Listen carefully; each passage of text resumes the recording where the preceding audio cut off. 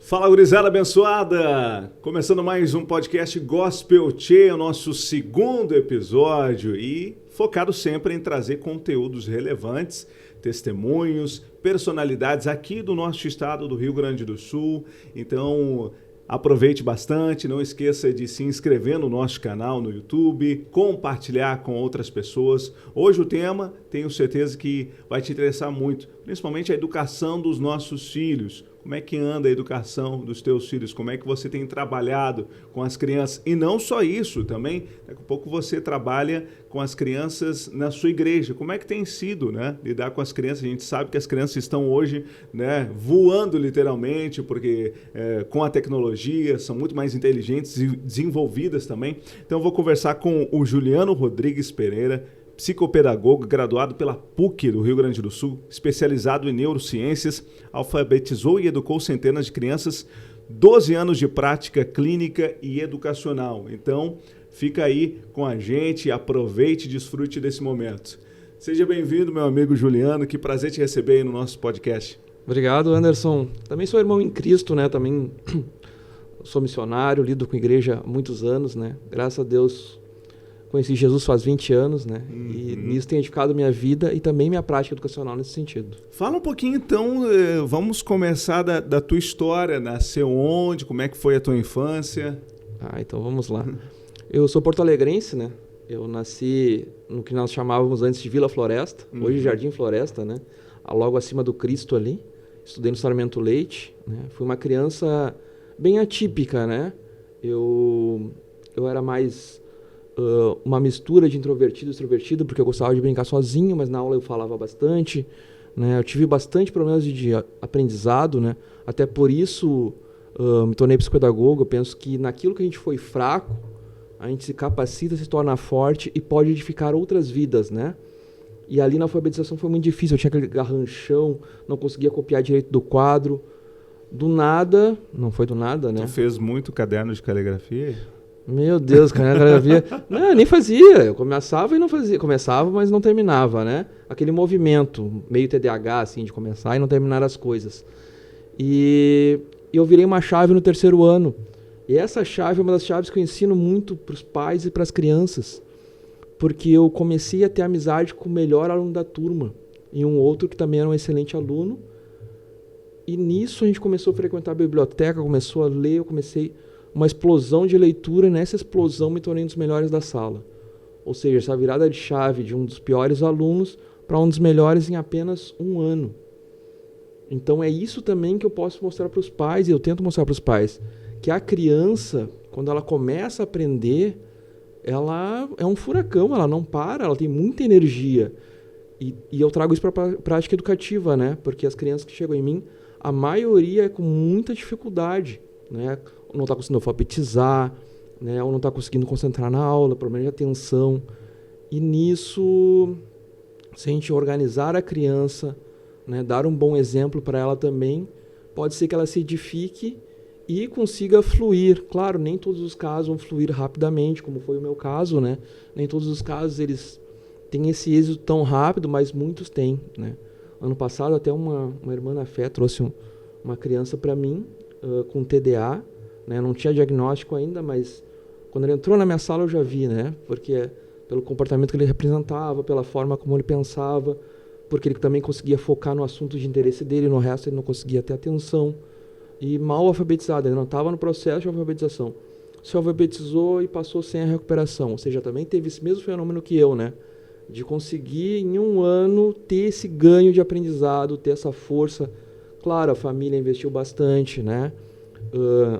Eu tive esse investimento, mas principalmente ele acordou para visualizar que ele era uma criança inteligente e capaz, né? Isso é muito importante, porque a criança que não aprende, ela já chega com uma estima mais baixa, muitas vezes. E ela conseguir se enxergar como uma criança que pode, que aprende, é um movimento fantástico. Bom, vou voltar para a minha história de vida agora, né? E aí nisso eu falava demais e tal, e comecei a sofrer bullying em sala de aula, né? Eu também passei pelo bullying. E foi um evento bem caótico, assim, né? Porque às vezes eu fugia do colégio para não apanhar, inclusive, né? E dentro desse movimento também se gerou muita ansiedade, muitos problemas futuros emocionais que hoje já estão tratados, hoje já são processos de terapia, de coach, né? Meditação, outras práticas que também vão edificando minha vida e a própria espiritualidade de Jesus Cristo, né? Quando Jesus Cristo entrou na minha vida também girou uma outra chave. Quando eu era adolescente ali, eu era muito interessado em entrar para um grupo de jovens, né? Na época era católico e tal, né? O grupo de jovens, porque foi um padre na escola, lá fizeram uma missa e eu achei legal aquilo e também vi o pessoal e meus amigos também começaram a entrar. Mas minha mãe era metodista, né? Então minha mãe disse, não, Juliano, não é o momento e tal, tu é metodista. E era o teu desejo de fazer parte. Eu acredito que é uma das grandes dificuldades de uma criança, de um adolescente, é fazer parte de um grupo, né? Sim. Talvez essa é a maior necessidade naquele momento. Sim, mas também eu já vi aquele chamado de Cristo, né? Ah, sim. Eu já enxergava esse chamado, assim, de Jesus, né? Essa espiritualidade que me fez tão bem, eu já estava enxergando isso. E eu, com o tempo, né, fui estudando, né, fui evoluindo, daí de excelente aluno, comecei a matar aula demais, já era muito inteligente, já estava naquela frequência assim, não, eu vou fazer a prova aqui rapidinho, vou me dar bem, né, e nisso eu acabei invadindo 2 anos também da escola, então, ou seja, passei por um outro processo educacional que é importante de pensar para os nossos alunos, né, ou seja, naquilo que eu também fui ferido, naquilo também que eu não soube edificar na minha vida, eu ganhei propriedade para edificar outras vidas, né? Estudando, correndo atrás, construindo processos, pensando nisso, né? Essa mente inquieta, esse corpo inquieto, em sala de aula, ele não é bem visto, porque o ensino tradicional, ele tenta formatar o nosso cérebro e inserir um monte de informações irrelevantes. Quanta informação irrelevante nós não aprendemos na escola, né? Por exemplo, assim, a fórmula de Bhaskara é o mais clássico, né? Em português tem aquelas orações subordinadas e coordenadas que ninguém aprende. Uma vez eu dei palestra para o pessoal da Letras na FAPA, né? Hoje é Uniriter, eu acho, e eu perguntei para o pessoal das Letras, quem é aqui que compreende orações coordenadas e subordinadas? A maioria não sabia. Ou seja, pessoas que estão estudando letras, né? Claro, depois de formados, obviamente a maioria já sabe, né? Mas é uma coisa que se usa pouco, que se transforma pouco e a gente tem que decorar, a gente tem que correr atrás. Coisas necessárias. Quanto à vida, as questões práticas, né? O aprender a tolerar a frustração, o aprender a conviver com o outro, o aprender a se situar num grupo, né? Essas questões, a socialização está sendo deixada um pouco de lado, e também as questões filosóficas, de pensar sobre a vida, né? Pensar sobre a natureza, a preservação da natureza, que a gente tem que pensar bastante nesse chamado que Deus nos deu da mordomia, né? Também é cuidar tanto do próximo quanto da natureza. Não, tá falando sobre isso e vai muito de encontro. Eu assisti, até fiz um pequeno devocional ali sobre o filme Mãos Talentosas, não sei se você já teve a oportunidade de assistir, que é muito bom, baseado numa história real. E o menino vive esse sentimento que talvez, e aí a importância dos pais, né, de identificarem isso. Ele está na escola e as notas dele são sempre péssimas, né? D, F, quando tira um D é o melhor. E ele começa a dizer para a mãe, eu não consigo aprender. Tu tem que imaginar, eu não tenho imaginação, eu sou burro. E a mãe não alfabetizada, ela começa a dizer para ele, tu precisa estudar, né? Porque essa vida aí, eu não quero que tu fique limpando salas como eu e tudo mais. Essa não é a vida que eu quero para ti, nem que Deus quer para ti. Então começa a incentivar ele. E tem um momento que ela está limpando uma casa e tem uma biblioteca enorme. E ela pergunta para o doutor ali, né, o senhor já leu todos esses livros? E aí ele disse a maioria. Então, quando ela volta para casa, eles estão sempre diante da TV, desligo. Agora vocês vão gastar o tempo de vocês na biblioteca, né? Eu quero que vocês me façam um resumo. E tu imagina, ela não sabia nem ler, né? Mas ela cobrava isso. Vocês vão fazer um resumo, vocês vão me trazer. Então eles começaram, ali virou uma chave. E eles passaram, um deles passou a ser o melhor na escola. E é exatamente isso que tu está compartilhando, né? Porque às vezes, e hoje, cada vez mais a gente está refém, principalmente de um smartphone. Aí tu deixa ali, e não incentiva, seja um instrumento musical, seja um livro, né? Pois é, o que tu trouxe é bem importante, né? Essa questão do vício da babá eletrônica, né? Porque a televisão, o celular, né, o tablet viraram babás eletrônicas. Claro, né, tem uma hora que o pai ou a mãe precisa relaxar de verdade, precisa, por exemplo, cozinhar, e é importante que a criança esteja ali um a fazer.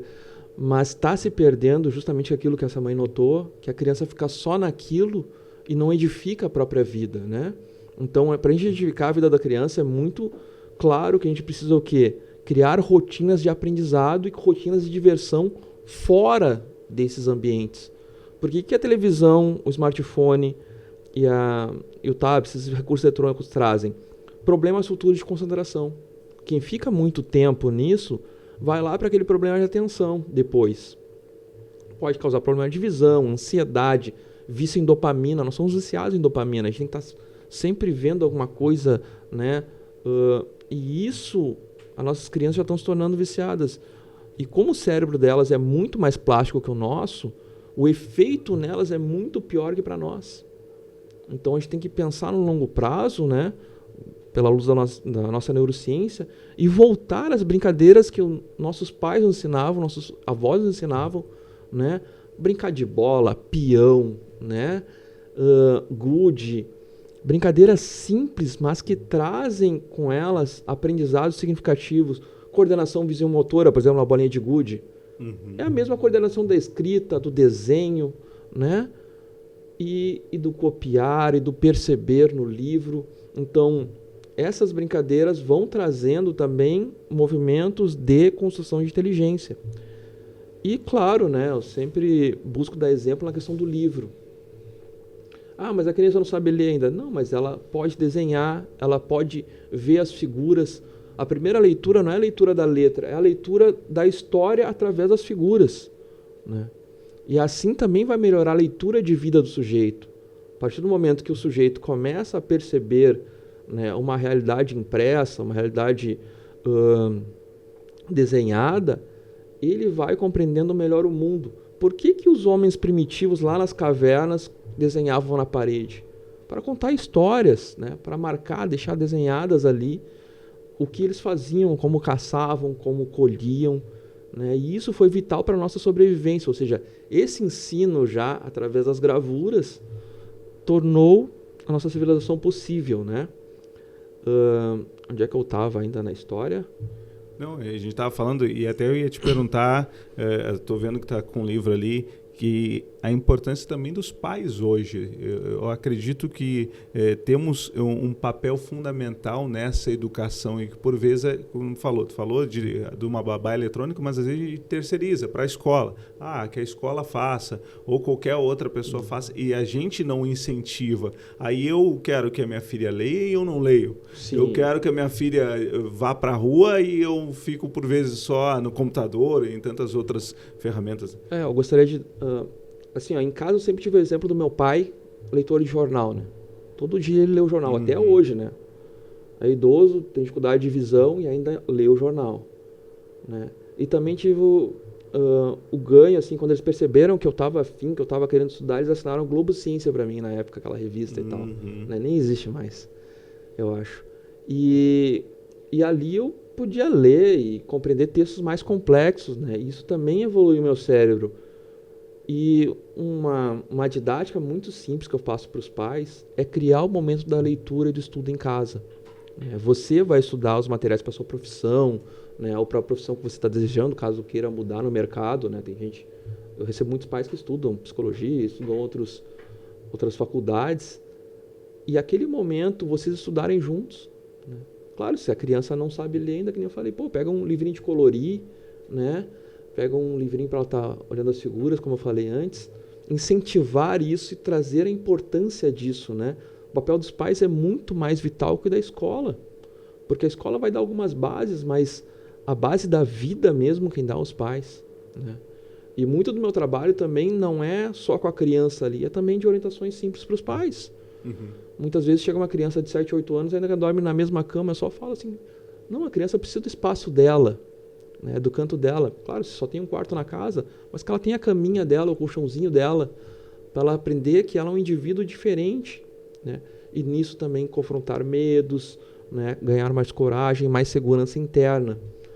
E esse trabalho simples, né, de orientação, muitas vezes é o que falta, né, para dar aquele gatilho, né, para a criança se edificar, e até para crianças que têm um transtorno, né, aí falando de TDA, TOD, autismo, tem mediações que são importantes, né, da gente fazer com a família para que a criança flua melhor, porque mesmo que a sua criança esteja um quadro, né, que ela tenha um quadro clínico, ela pode ser alguém importante, ela pode ser alguém feliz, pleno, um ser humano completo, né? Por exemplo, assim, o TDA tem problema de atenção, ok, mas no assunto que ele ama, ele tem hiperfoco.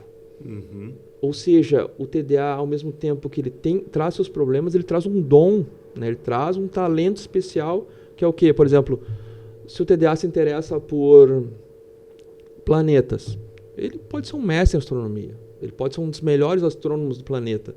Por quê? Porque ele tem foco naquilo ali, ele esquece das outras coisas e consegue pensar naquilo, estudar aquilo por horas a fio, né? Coisas que a maioria de nós não conseguimos.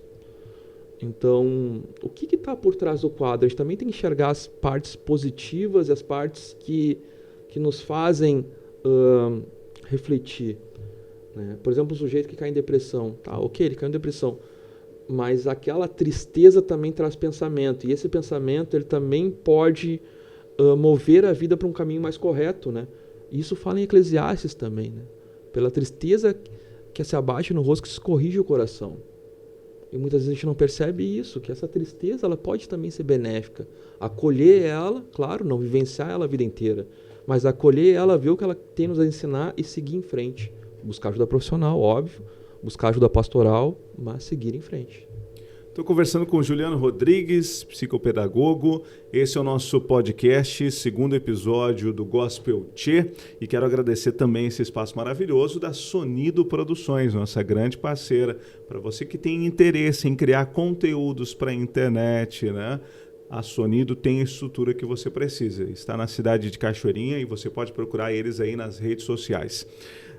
Eu acho que é importante a gente falar porque os nossos pais também tinham muita dificuldade de entender cada criança, né?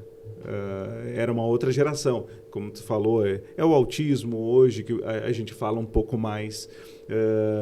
TDA também, né? Para mim parece uma coisa muito nova o TDA. E tem pessoas que hoje são diagnosticados e nem sabiam, né? Já são hoje mais velhos. Fala um pouquinho, explica um pouquinho para a gente de como identificar e de como melhorar também para inserir essas pessoas também na nossa rotina, seja escola, seja igreja, porque às vezes tem pessoas que não estão preparadas para uma criança, por exemplo, com autismo na sua escola bíblica, né? Tem essa dificuldade. Então, dentro desses quadros, né, cada caso é um caso, né? Ou seja, se tu puder explicar. O autismo, o que é o autismo, né? O transtorno do espectro autista. O que ele traz? Uma dificuldade de comunicação e relacionamento, principalmente. Algumas têm problemas motores ou problemas de fala, podem entrar outros problemas. Mas, fundamentalmente, esse problema de comunicação e relacionamentos. Ou seja, o autista é o alvo do reino de Deus. Por quê? Porque Jesus veio para acolher, para incluir. E se a gente segue o exemplo de Jesus, a gente tem que acolher o difícil, né? Não é que o autista não queira se relacionar, ele quer. Não é que o autista não queira se comunicar, ele quer. Mas às vezes ele não sabe a via correta, ele não sabe a via socialmente correta. Não que ela seja correta, né? Muitas vezes não é correto, né? Então, qual é o nosso papel? É acolher, né? Baixar essa ansiedade e respeitar o espaço dele. Porque, por exemplo, o autista ele pode não gostar de ser tocado, né? Porque o toque para ele é muito estímulo e causa dificuldades para ele. Mas a gente tem que acolher e, se ele vier nos tocar, sim, abraçar de volta e trazer essa acolhida. Ou ir devagar, né? Não chegar muito afoito. É como Imagine assim que você está indo num cachorro, você não vai afoito. Por quê? Porque ele pode despertar uma ansiedade. A mesma coisa o autista. Então, ir com cuidado, ir com calma, ir com paz, vai trazer benefícios. Criança TDA, por exemplo, ele vai ter dificuldade de concentração. Ou seja, ele vai estar, às vezes, voando na nuvem no meio de uma pregação, no meio da escolinha bíblica, ou vai precisar levantar. Né? Esses movimentos também têm que ser acolhidos, né? E muitas vezes o toque, né? No TDA é muito importante às vezes o toque para ele voltar a focar, porque o corpo dele muitas vezes é agitado, então nessa agitação o toque apazigua, né? Lembra da mãe que o bebê está inquieto, ela vai lá, segura, abraça o bebê se acalma. Esse movimento também nós precisamos no corpo, né? Vamos pensar em outros quadros. Dislexia, por exemplo. Dislexia traz um problema na leitura, no aprendizado das letras, muitas vezes. Então, o sujeito pode ter dificuldade de ler a Bíblia. Mesmo querendo, amando, ele vai ter dificuldade. Não quer dizer que a gente não vai trabalhar para essa dificuldade ser vencida. Eu conheço pessoas que têm dislexia, que têm essa dificuldade, e são exímios leitores, né? No sentido de ler muitos livros, né? Ler muito a Bíblia. Mas ele tem essa dificuldade, então trazer outros recursos. A gente tem a Bíblia em áudio, em vídeo, né? E a Bíblia também que está em nós, trazer junto a ele essa Bíblia. Vamos estudar junto. Muitas vezes, vamos nos concentrar juntos, vamos fazer esses amigos juntos, ou seja, se a criança tem dificuldade de fazer amigos, e não é só o autista, também a pessoa introvertida, quantos de nós não tivemos muitas vezes dificuldade em fazer amigos em algum espaço? Então, emprestar um pouco dessa força, caminhar aquela 1 milha junto, né? Esse é um movimento muito importante. Ou seja, meu trabalho clínico também gira muito em cima disso. A criança não tem problema de concentração, ok. Então, vou mostrar para ela como é que se concentra e vou concentrar junto com ela. E existe um período que seja mais fácil para o diagnóstico? Com que idade? Porque às vezes, né, a criança é muito nova. Como é que eu consigo perceber isso e daqui a pouco procurar um especialista? Então.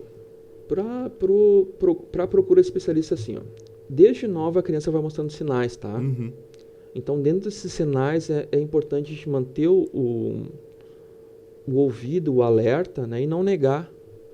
Porque acontece que é muito comum a gente enxergar a dificuldade e negar a dificuldade, né? Por exemplo, assim, a criança está com 2 anos e pouco e não fala ainda.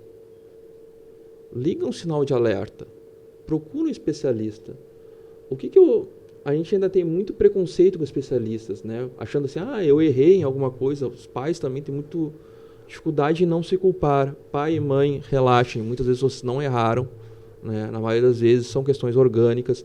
E caso necessite de ajustes, o profissional, o especialista vai ajudar vocês com esses ajustes. Ou seja, o primeiro sinal são as curvas de desenvolvimento, né? Caminhou na idade certa, né? Está falando na idade certa. A fala, por exemplo, daí a fala está com dificuldade. A fala está começando a se alinhar ou ela continua com uma dificuldade muito grande? Então já vai na fono, já vai no médico também, né? Para verificar, no otorrino, para verificar essa questão da audição. Porque muitas vezes pode até ser uma cera que está ali atrapalhando a audição, né? E podem ter falsos apontamentos. Por exemplo, tem um menino que eu atendi que... Isso é muito importante, o feeling, o amor do pai e da mãe, né? Até vou trazer essa questão também. Confiem muito no amor de vocês, né? Como o Anderson citou aquele exemplo da mãe daquele neurocirurgião do filme Mãos Talentosas, a mãe teve esse amor, esse feeling, e isso constrói uma vida. Isso transforma. Aí essa criança estava com dificuldade de fala e começaram a pipocar diagnóstico de autismo e tal, e o pai e a mãe disseram que não tinha autismo. E eu, como profissional, naquele momento, respeitei os pais, né? Porque se eles tinham essa plena convicção, eu precisaria enxergar melhor. E eu falei assim, não, vamos tratar, psicopedagogia nesse momento, como eles estavam com uma dificuldade financeira, não é prioridade agora é a TO, né? Terapeuta ocupacional, para desenvolver essa questão motora e também de fala, e fono.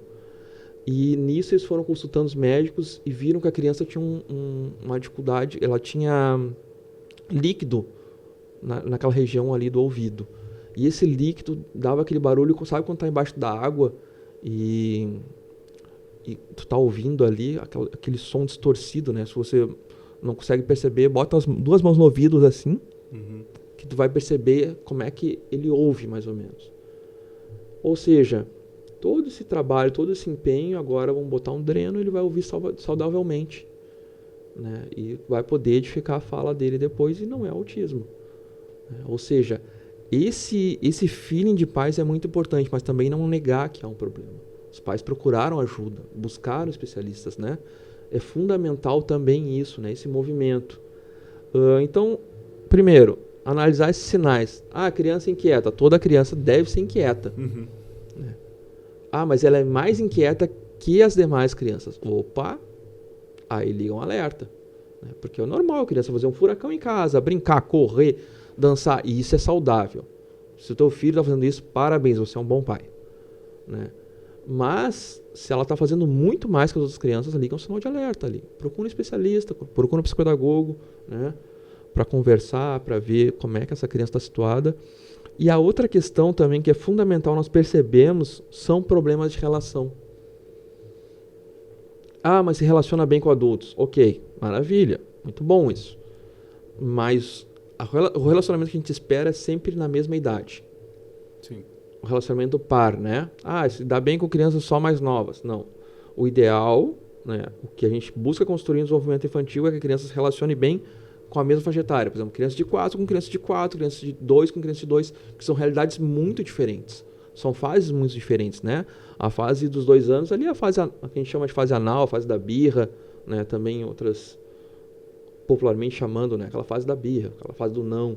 Né? E a fase do 4 é aquela fase de socialização, que quer sair, que quer correr, que quer agitar com as outras crianças, né? E construir essas relações, né? A gente chama de adolescência, né? Da fase infantil. Então, observar isso, né? Observar essas curvas de desenvolvimento. Tá com alguma falha muito grande em uma das áreas, né? Motor. Cai muito, demorou para caminhar, caminhou se arrastando, caminhou de uma forma diferente. Opa, vamos dar uma olhada nisso, né? Pode chamar um psicopedagogo, que tem um olhar mais amplo, mas também pode chamar uma TO, que vai tratar muito essa questão motora também, desenvolvimento motor. E nisso a gente vai percebendo essa criança. E muitas vezes tu vai chegar no especialista para dizer, pro especialista dizer assim, teu filho é uma criança saudável. E tu vai sair de lá aliviado. Sim. Em vez de tu passar meses em angústia, né, pensando no que pode ser, talvez numa consulta tu já, meu Deus, eu sou um bom pai, eu estou conseguindo, né? Ou, minha criança está com uma dificuldade, mas ela vai ser trabalhada, ela vai poder se edificar, né? Porque a dificuldade, quanto antes for trabalhada, melhor. Né? Eu caminho com um amigo meu que é gago, ele poderia ter tratado essa gagueira dele na infância. Hoje ele dá palestra, né? Mas ele já poderia ser tratado na infância. Claro, era um outro tempo. Especialistas não eram tão bem vistos e também não eram tão acessíveis, né? Era muito difícil de encontrar especialistas. Hoje é muito fácil, muito simples, né? Toda cidade tem, né? Todos os grandes bairros têm também. Eu me situei num bairro mais longe do centro, justamente para ser esse especialista do gueto ali, das pessoas que precisam na volta também. E atendo em outros locais também, né? Em Porto Alegre, Alvorada. Mas pensando nisso, né? Os pais terem facilidade esse acesso. E a gente falou, né? Para quem está chegando no nosso podcast, o Gospel Tea, conversando com o Juliano Rodrigues, que é psicopedagogo, falou da babá eletrônica, falou da TV, falou do celular.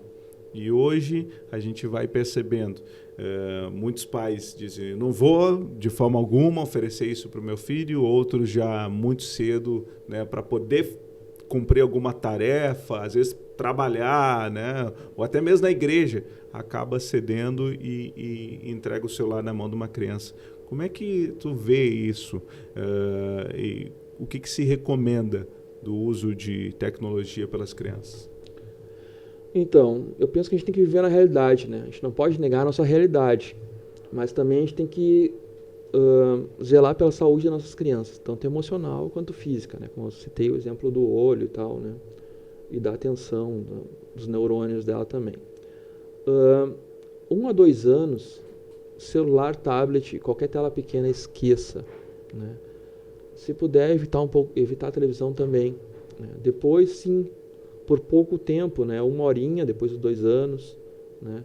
Depois lá pelos 4, 5 anos, pode 2, depois lá pelos 12, 3. E 3 já é demais já, até para nós, na verdade, né? Eu sou do tipo que dou exemplo, eu nem tenho televisão em casa, já buscando, né, ter mais tempo para os meus livros, ter mais tempo para minha academia, para minha relação com as pessoas, para a igreja. Claro, eu não condeno televisão, cada um tem a sua lógica, cada um tem a sua casa e a sua rotina. Mas o que é a rotina principal que a gente tem que pensar? Esse programa também edifica? Nós também temos que pensar nesse lado. Esse programa não ensina nada de bom para a criança. Por exemplo, a gente foi criado vendo Pica-Pau. Mas Pica-Pau não gerou nada em nós. Eu aprontava pra caramba. Tu aprontava, Anderson? Também. Né? Então, será que não gerou alguma fagulha ali de estímulo para aprontar? Essa é a inquietação que eu trago. E se a criança vê algo edificante? Vê sobre a natureza, né? Hoje a gente tem uma série de mídias que trazem informações úteis, músicas boas que falam de Jesus, né?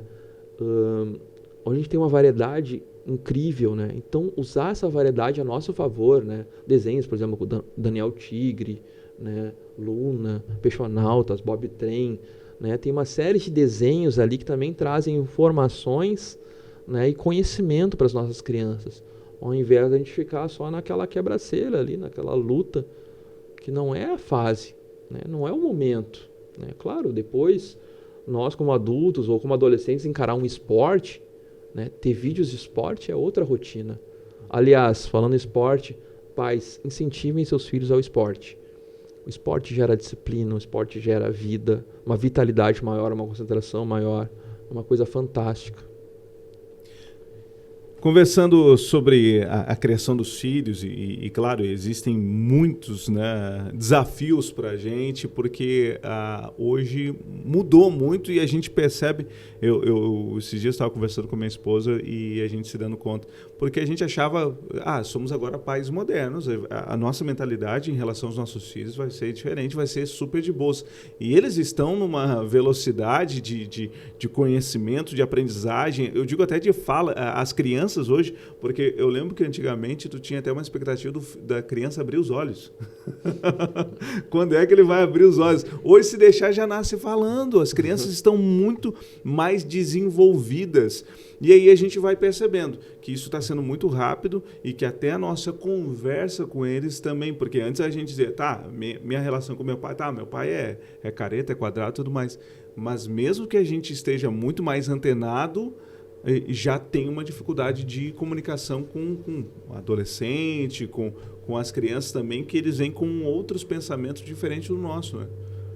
E é um pouco de adequação, né, das gerações, mas a nossa geração ficou flexível demais, muito mole também. Uhum. A gente também tem que cuidar isso, porque a gente tem que... O que a gente faz? A gente é amigo dos nossos filhos. Sim.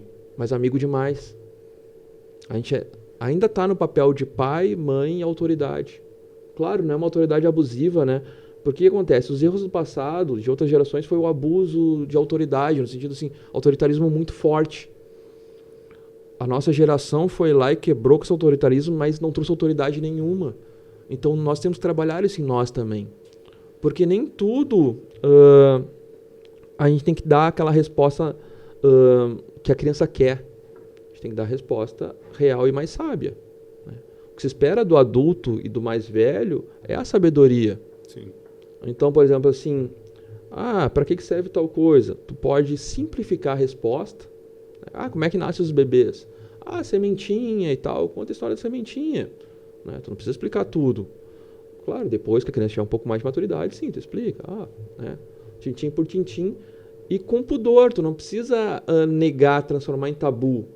Tu tem que explicar da melhor forma, mas de uma forma simples para que a criança entenda. Né?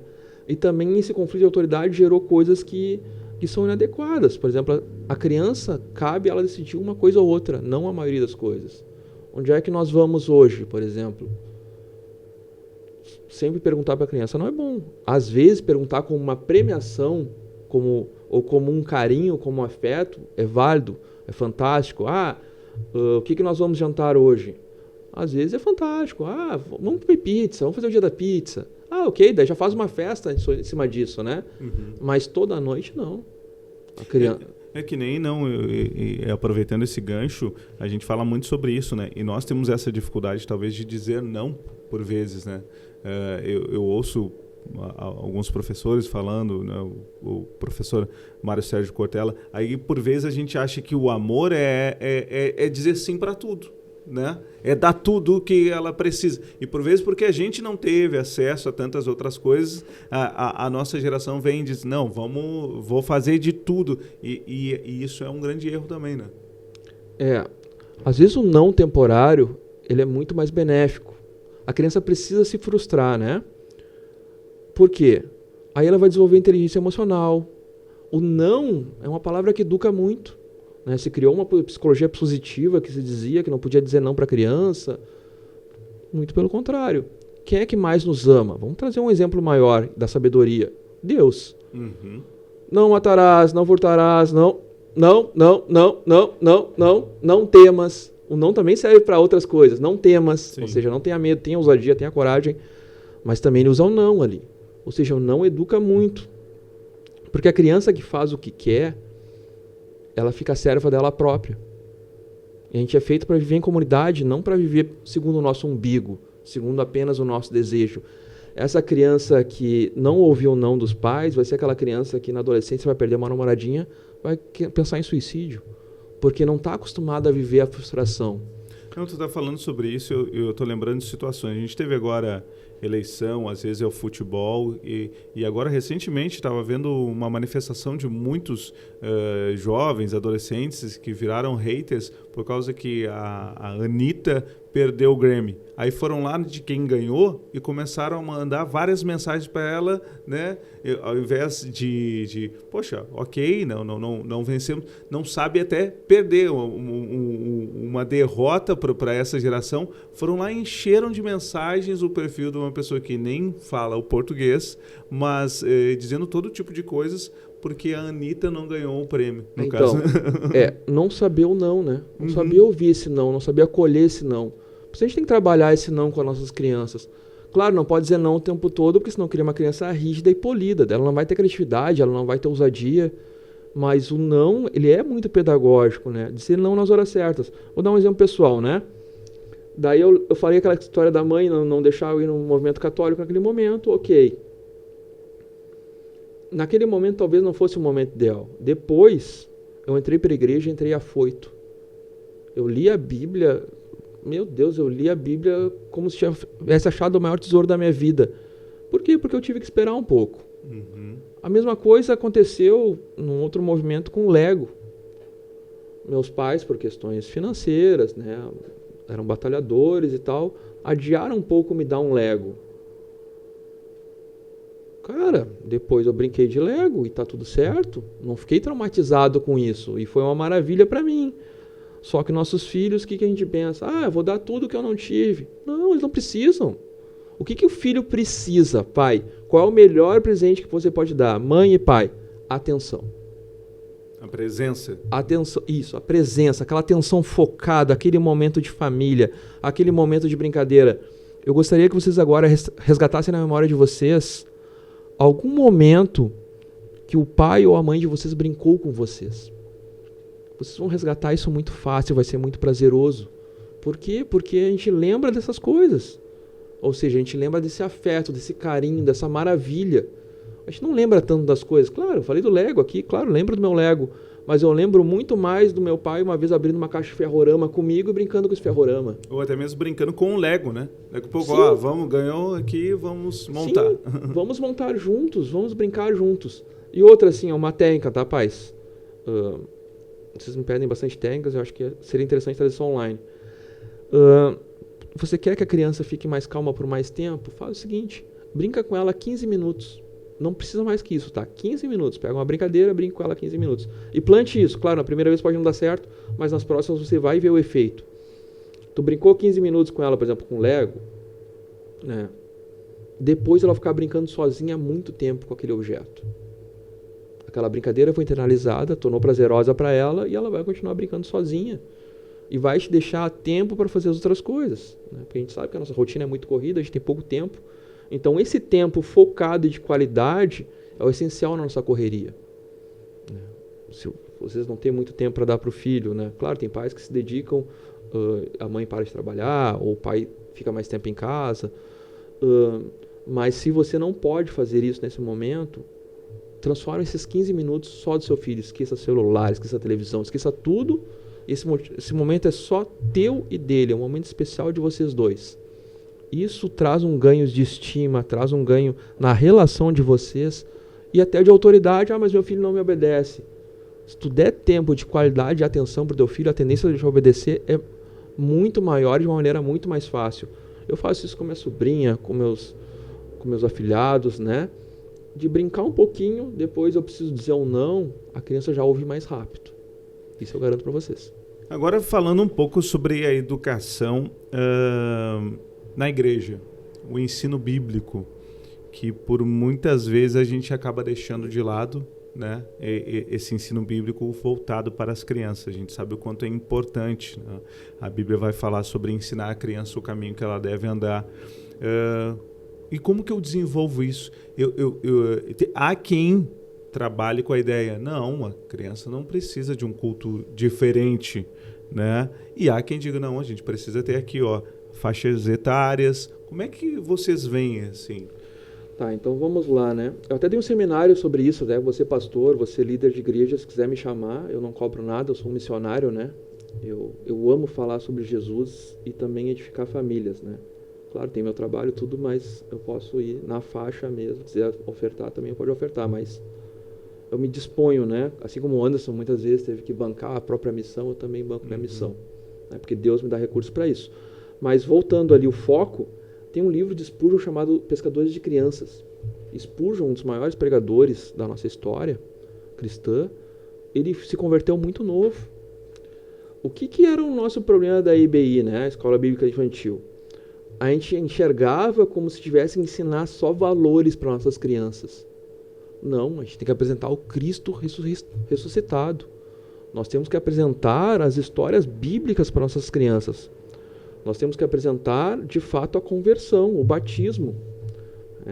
Eu não vejo mais idade limite, né, para a criança aceitar Jesus.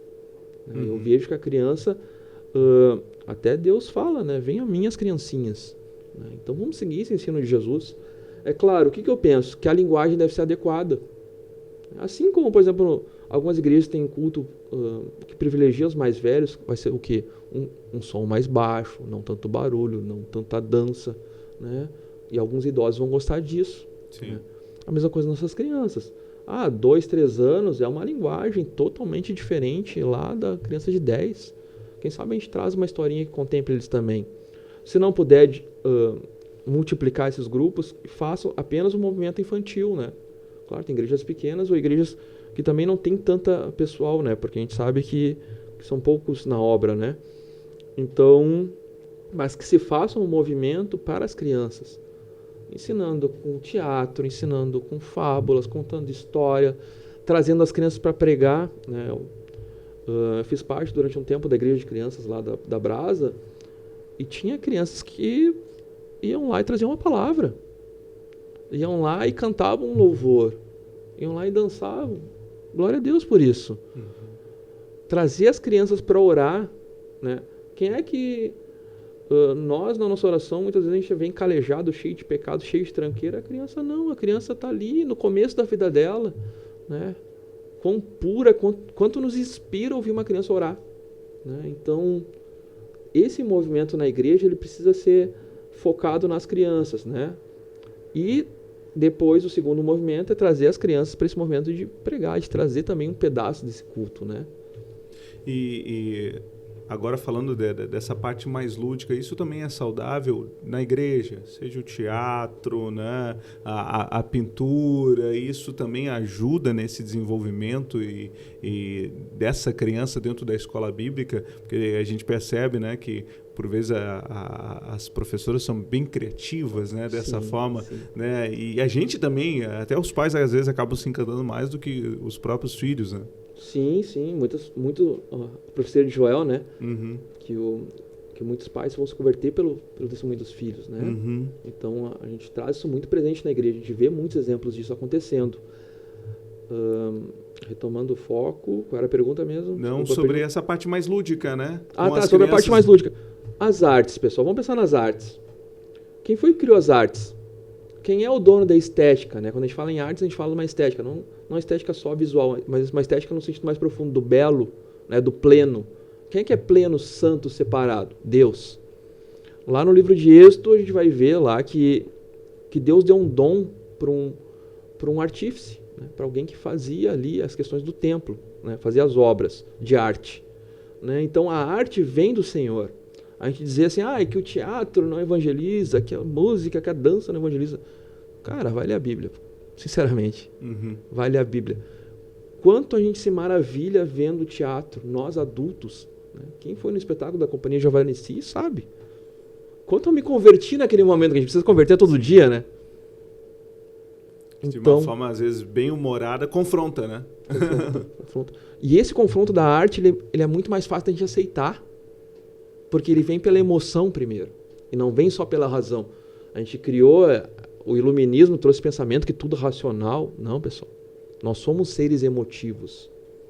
Né? Nós somos corpo, alma e espírito. Nós somos um ser completo. Né? Jesus chorou.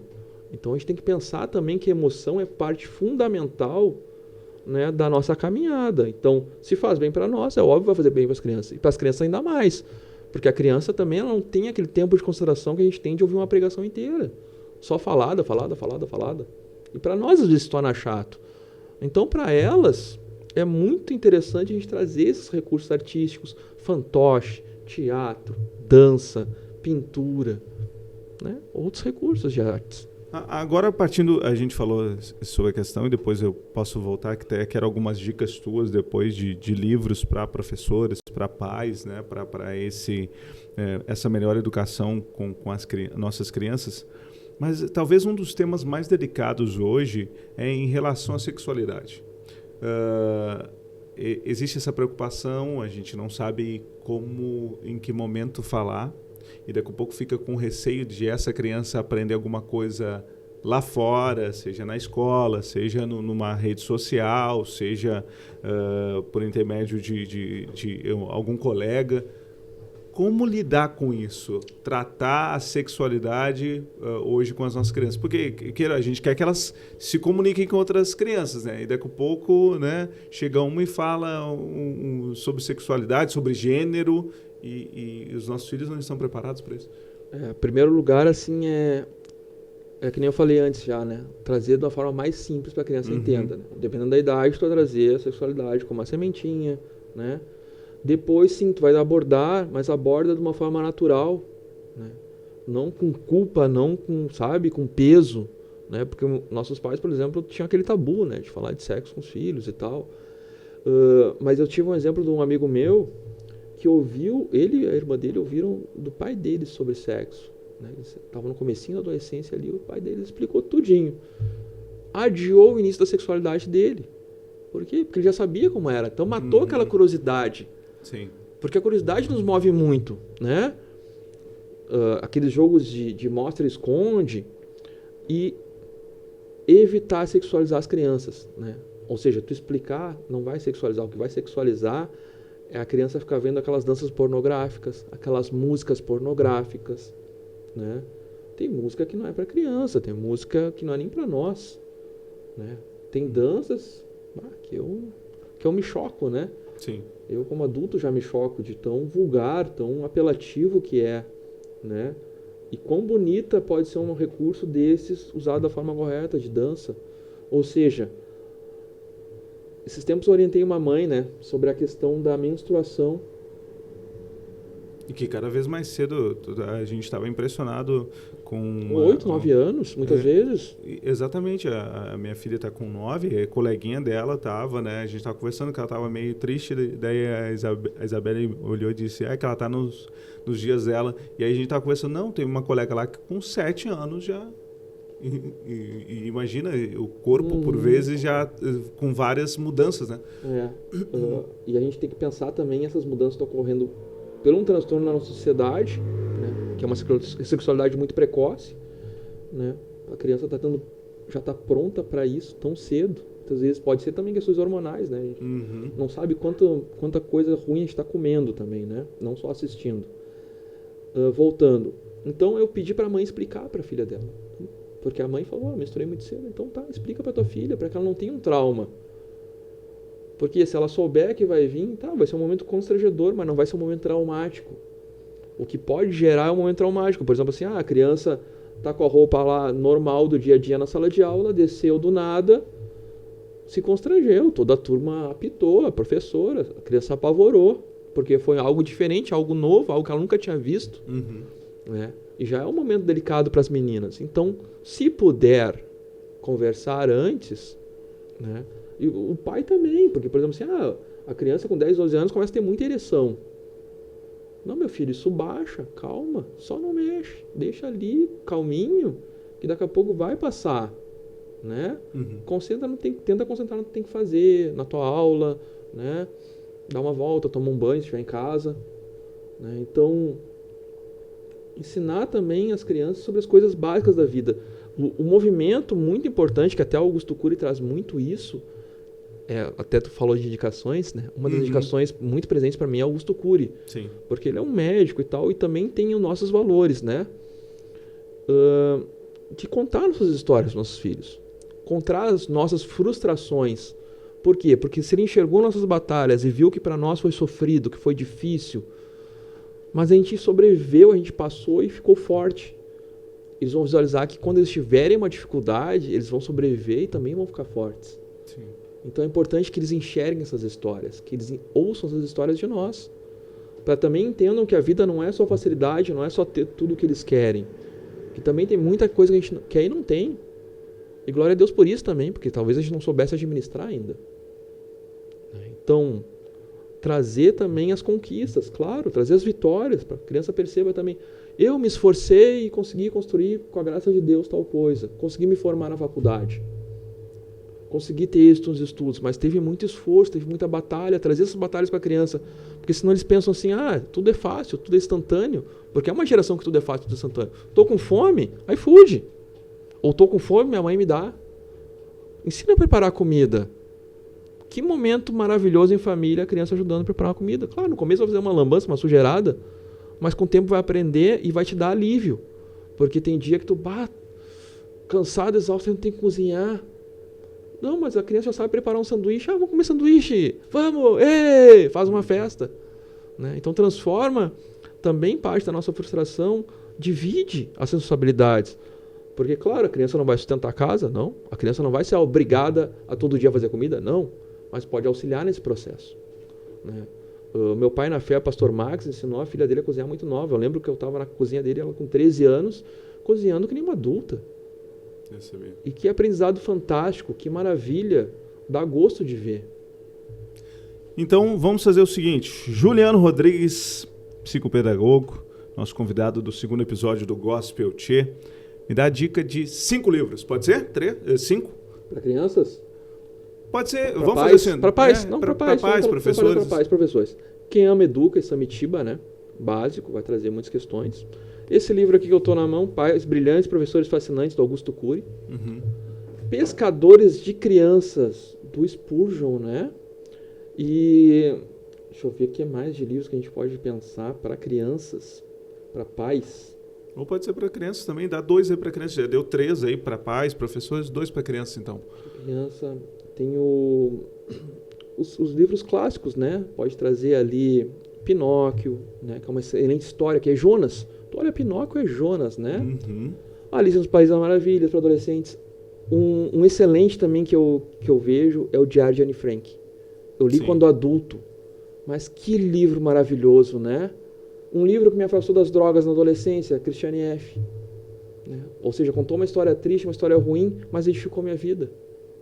Então, trazer esses livros também. Incentivar a leitura aí também. Juliano, as redes sociais, como o pessoal te encontra, para quem precisa também, né, daqui a pouco de um atendimento, como que pode fazer? @psicopedagogo Juliano, né? Instagram, Face, né? Estou ali. E também pode me procurar no WhatsApp diretamente, é 51 982 53 7373. 51 982 53 7373. E como ele citou, né, se colocando à disposição como missionário para servir a igreja, né, para levar um pouco desse conhecimento, compartilhar na igreja, focado daí seriam em pais e professores, como seria? Sim, focado na questão dos pais e dos professores, né? Porque eu penso assim, ó, que a nossa prática profissional, ela está diretamente ligada com a nossa missão, ela é parte da nossa missão. Uhum. Né? A gente não pode separar o homem profissional do homem cristão, do homem missionário. Ele é o mesmo. Sim. Esse é o nosso podcast Gospel Tchê, agradecendo mais uma vez Sonido Produções, nossa grande parceira. Você tem interesse em criar conteúdo para a internet? Aqui você encontra, na cidade de Cachoeirinha. Siga nas redes sociais Sonido Produções. Não esqueça de se inscrever no nosso canal no YouTube, de compartilhar esse conteúdo também para alcançar ainda mais pessoas. E fica aberto também o convite. Quer se tornar um parceiro desse programa, que nós estamos iniciando esse projeto neste ano? Você pode se tornar um parceiro, pode se tornar um patrocinador. Entre em contato com a gente através das nossas redes sociais. Semana que vem tem mais.